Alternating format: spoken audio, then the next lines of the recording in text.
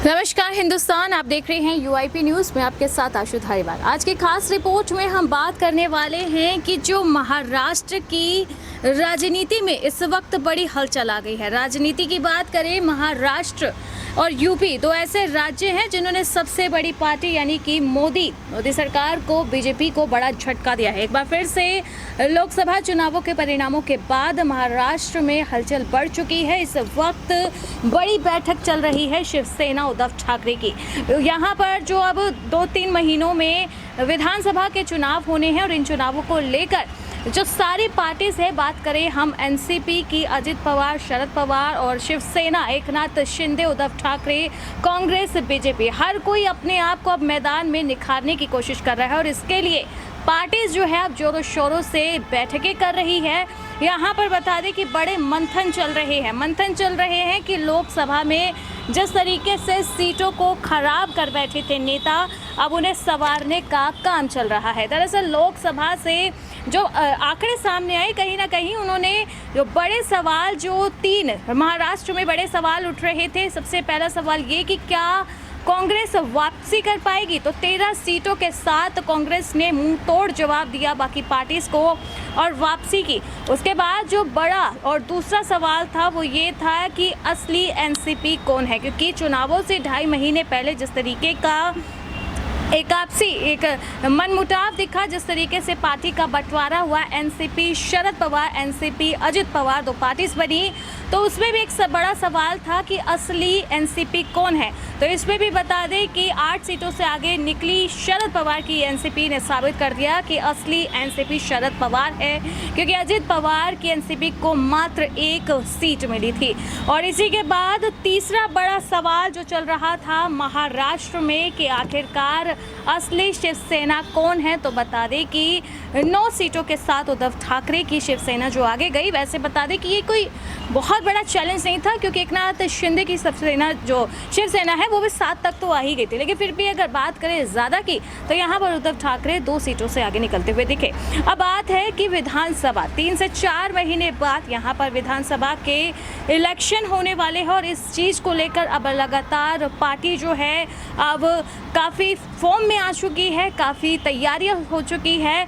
इस वक्त उद्धव ठाकरे, शिवसेना उद्धव ठाकरे की मीटिंग चल रही है शिवसेना भवन में। यहाँ पर सारे एमएलए, सांसद, विधायकों को इकट्ठा कर लिया गया है और अब यहाँ पर मंथन किया जा रहा है कि लोकसभा में जो हुआ सो हुआ, भुलाकर आगे बढ़ते हैं और विधानसभा की रणनीतियाँ तैयार करते हैं। तो वही बड़ी खबर आ रही है कि अब एकनाथ शिंदे भी, यानी कि एकनाथ शिंदे की जो शिवसेना है वो भी आज शाम 5 बजे के बाद बड़ी बैठक करने वाले हैं।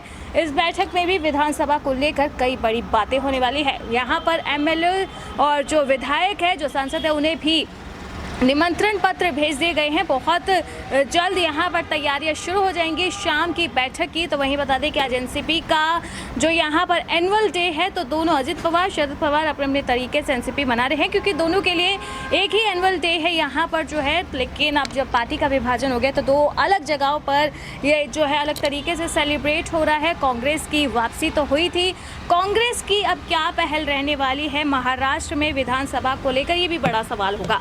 लेकिन यहाँ पर जो सबसे बड़ी चोट कोई खा सकता है तो वो है बीजेपी, क्योंकि जिस तरीके से बड़ी बातें हो रही है कि जो उद्धव गुट के सांसद हैं वो यहाँ एक शिंदे के कांटेक्ट में है। तो वहीं बता दें कि अजित पवार की एनसीपी को लेकर भी यही बड़े सवाल हो रहे हैं कि वो शरद पवार के कांटेक्ट में है। तो देख रहे हैं आप कि किस तरीके से अब कहानी यहाँ पर पलटती हुई दिख रही है। खेल काफ़ी मज़ेदार हो रहा है। बीजेपी जिस तरीके से यहाँ पर जो सीटें अपनी गंवाई बीजेपी ने महाराष्ट्र में, यहाँ से जनता का एक जो एंगल है, जो उनका व्यू पॉइंट है, वो दिख रहा है कि इस तरीके की सरकार को पसंद नहीं करेंगे जिसमें छिटकाव होगा, यानी कि नेता अपने मतलबों के लिए पार्टी से अलग थलग होते हुए दिखेंगे। क्योंकि जिस तरीके से उद्धव की शिवसेना आगे गई सीटों से पता चल गया कि एकनाथ शिंदे का बोलबाला नहीं है। जिस तरीके से शरद पवार की एनसीपी ने बाजी मारी, पता लग गया कि अजित पवार का बोलबाला नहीं है।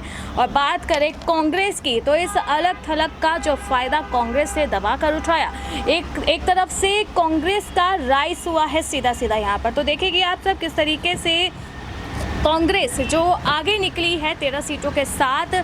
वही बता दें कि देवेंद्र फडणवीस की बात करें तो वो भी यहाँ पर बड़ा कदम उठा सकते हैं, क्योंकि उन्होंने कहा कि अब जो हुआ सो हुआ, मेरा तो आगे पूरा का पूरा फोकस विधानसभा चुनावों पर है।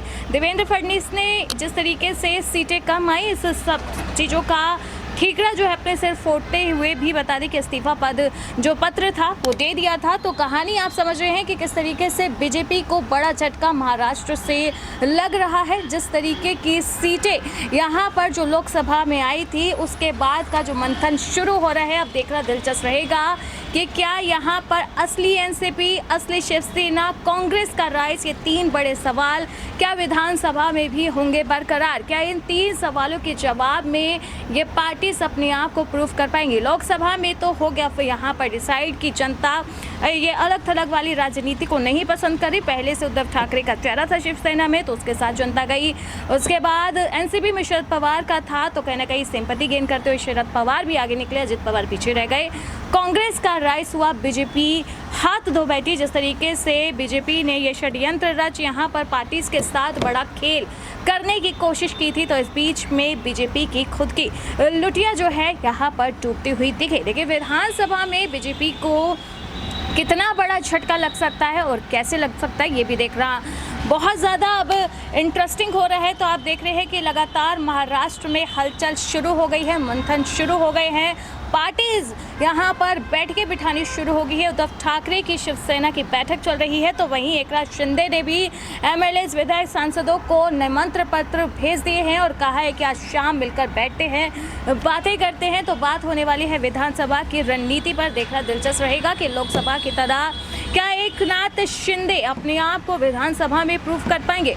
बात करें अजित पवार की, तो देवेंद्र फडणवीस का साथ क्या उन्हें मिल पाएगा, क्योंकि जिस तरीके से देखा जाए कि पहले एक बार देवेंद्र फडणवीस उनका साथ छोड़ चुके हैं, दोबारा उनके साथ आए थे, हाल ही में उन्होंने इस्तीफा भी दिया है। तो किस तरीके से विधानसभा की पूरी एक रूपरेखा होगी, ये देखना काफ़ी ज़्यादा इंटरेस्टिंग होने वाला है। महाराष्ट्र में बड़ा खेल शुरू हो गया है, पार्टी हरकत में आ चुकी है, बैठकें होनी यहाँ पर शुरू हो गई हैं, लेकिन बैठकों का परिणाम क्या होगा। तीन बड़े सवाल थे, असली शिवसेना कौन, असली एनसीपी कौन, और इसी के साथ कांग्रेस का राइज। तो विधानसभा में भी तीनों सवाल बरकरार खड़े हैं, क्योंकि देखा जाए तो चुनावों के नाम जो है बदले गए हैं, लेकिन जनता के दिल में प्यार किस पार्टी के लिए है, नफरत किसके लिए है, ये दोनों चुनावों में सेम ही दिखने वाली है। तो अब देखना इंटरेस्टिंग रहेगा कि क्या महाराष्ट्र में ये तीन बड़े सवालों के जवाब विधानसभा में मिल पाएंगे।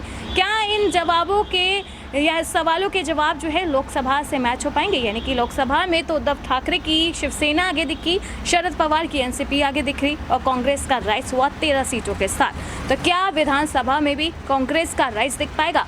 क्या विधानसभा में जो असली एनसीपी है शरद पवार की दिखेगी या अजित पवार की दिखेगी। और उद्धव ठाकरे की बात करें शिवसेना की, तो बहुत बड़ी मात नहीं दे पाए, वो 2 सीटों से ही पीछे चले, और हो सकता है विधानसभा में एकनाथ शिंदे जिस तरीके से आज बैठक कर रहे हैं, जिस तरीके से अपने सांसदों को जिम्मेदारियां काम और सौंपने वाले हैं, हो सकता है विधानसभा में बड़ा खेल हो जाए। लेकिन इस बीच बीजेपी का क्या होगा, ये देखना बहुत बड़ा सवाल होगा। महाराष्ट्र में डूबती हुई बीजेपी को क्या विधानसभा एक तिनके का सहारा बन के बचा पाएगी, ये देखना बहुत ज़्यादा दिलचस्प रहेगा। तो चुनावों के परिणामों के बाद लगातार महाराष्ट्र से बड़ी खबरें, हलचल मच रही है, किस तरीके से विधानसभा की पूरी कहानी होगी देखना दिलचस्प रहेगा।